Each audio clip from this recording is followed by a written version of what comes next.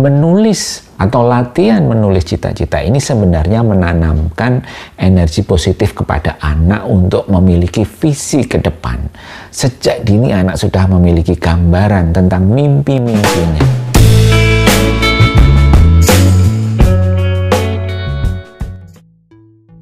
Halo, jumpa lagi dengan saya Edi Zakius dari Boundaries Consulting. Kali ini saya akan bahas tentang teknik menulis cita-cita. Mengapa anak-anak perlu didorong atau dilatih untuk menulis cita-cita mereka? Ini sebenarnya merupakan sebuah cara untuk mendevelop anak kita, ya, memberikan dasar-dasar pemikiran, dasar-dasar pemahaman tentang tujuan hidup mereka. Jadi sejak kecil kita sudah bisa mengarahkan anak kita untuk memandang ke depan, memandang jauh ke depan. Dengan memberikan latihan menuliskan cita-cita ini, sebenarnya kita sedang mengarahkan mereka untuk memiliki semacam arah hidup dari sejak kecil. Sudah menanamkan satu virus positif di dalam benak mereka tentang kelak mereka akan menjadi apa, menjadi seperti apa. Ya, gambaran ini sebenarnya mempraktekkan visualisasi kreatif sejak di usia dini. Bagaimana cara orang tua untuk melatih anaknya supaya bisa menuliskan cita-cita mereka dengan baik? Ada dua tahap di sini, ya. Yang pertama adalah tahap eksplorasi, ya. Yang kedua nanti adalah tahapan penulisan. Kita bahas satu persatu. Di tahap eksplorasi ini, yang harus dilakukan pertama adalah mengajak diskusi anak. Di proses diskusi ini orang tua bisa menjelaskan apa sih makna atau arti atau definisi cita-cita. Dijelaskan juga mengapa anak-anak perlu punya cita-cita. Ini untuk memberikan pemahaman kepada anak bahwa memiliki cita-cita itu penting, bahkan sejak dini. Perlu anak-anak didorong untuk memiliki gambaran akan menjadi apa kelak di kemudian hari. Yang kedua, beri contoh, ya, contoh cita-cita seperti apa. Jadi dokter, jadi pilot, jadi pengusaha, atau jadi gamer, jadi atlet, ya. Banyak sekali contoh-contoh cita-cita yang bisa diberikan oleh orang tua. Yang penting nanti anak bisa mendapatkan gambaran, oh kalau misalnya jadi pilot seperti apa, jadi dokter seperti apa, jadi pengusaha seperti apa. Kewajiban orang tua di tahapan yang kedua ini adalah memberikan penjelasan sejelas mungkin supaya anak memiliki gambaran yang jelas sekali tentang apa cita-cita dan macamnya seperti apa. Kalau perlu orang tua juga bisa menjelaskan tentang profesi mereka. Yang ketiga, tanya minat anak. Minatnya mau jadi apa, ya. Mungkin bisa merujuk kepada contoh-contoh cita-cita yang tadi disebutkan. Mungkin berdasarkan tayangan-tayangan yang mereka saksikan selama ini dari YouTube atau dari buku yang dibaca, mereka punya gambaran kira-kira cita-cita apa yang mereka ingin capai. Ditanya, minatnya ke arah mana? Ya, siapa tahu minatnya sama dengan minat orang tua. Yang keempat, tanya mengapa. Ya, tanya mengapa anak memiliki minat atau mengapa anak sudah memilih cita-cita tertentu. Misalnya, cita-citanya pengen menjadi penulis. Nah, penulis novel bestseller gitu ya, keren juga kan? Nah, perlu ditanya. Orang tua perlu menggali anak, kenapa kamu ingin menjadi seorang penulis novel bestseller? Apa enaknya? Apa untungnya? Apakah karena penghasilannya besar? Atau orangnya jadi terkenal di mana-mana? Atau ada kebanggaan apa? Gali terus, ya. Gali unsur why-nya dari si anak ini.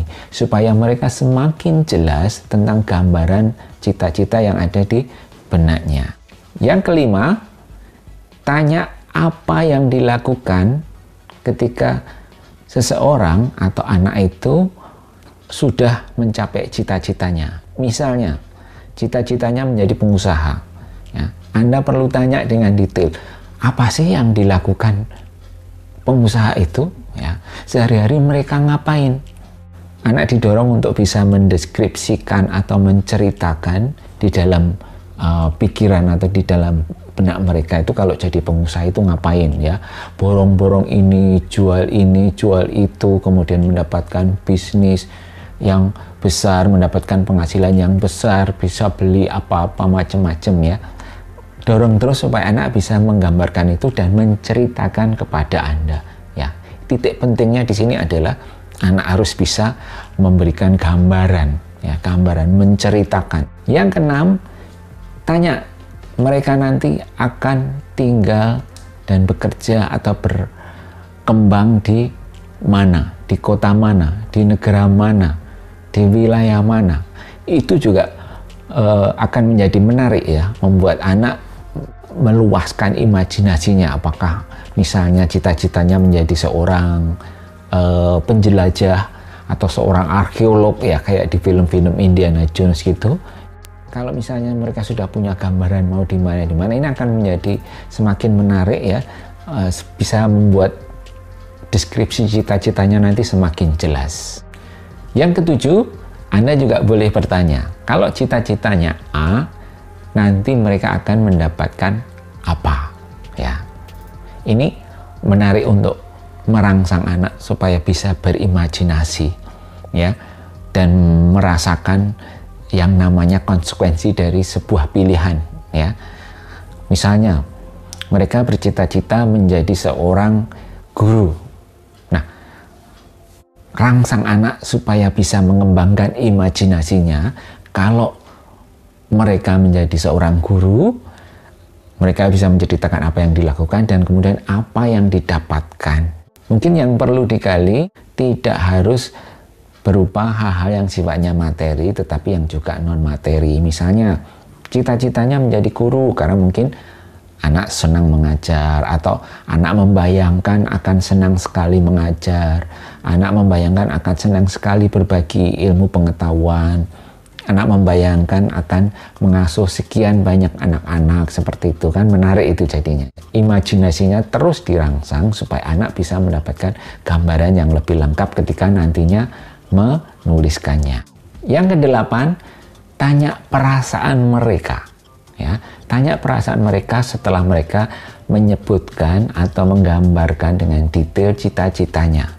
Apakah mereka bisa mengungkapkan sensasi-sensasi perasaan tertentu? Itu akan menjadi menarik sekali. Contohnya, kalau misalnya cita-citanya adalah menjadi seorang profesor ya, tanya, apakah nanti kamu bahagia kalau kamu menjadi profesor?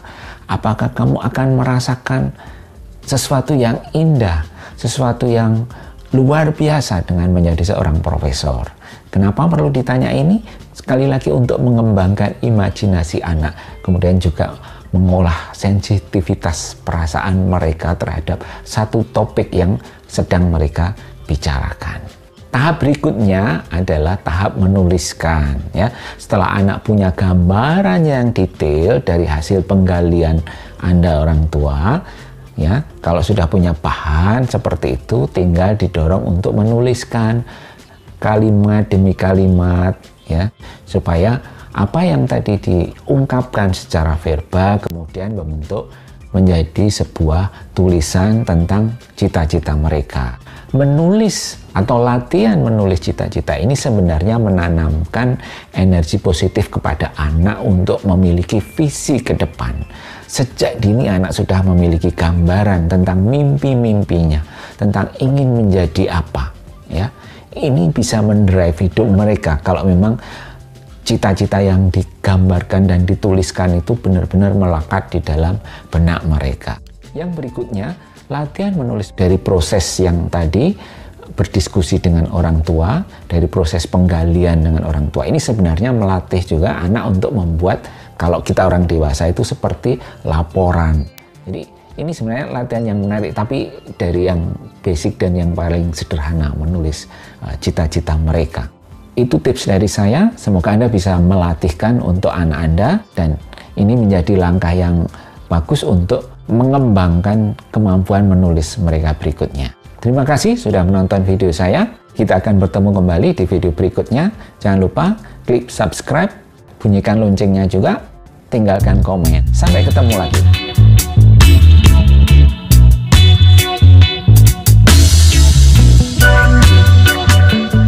Sebenarnya dengan memberikan latihan, lagi di tahap explore, topik ini menarik dan penting untuk ditulis oleh anak-anak kita karena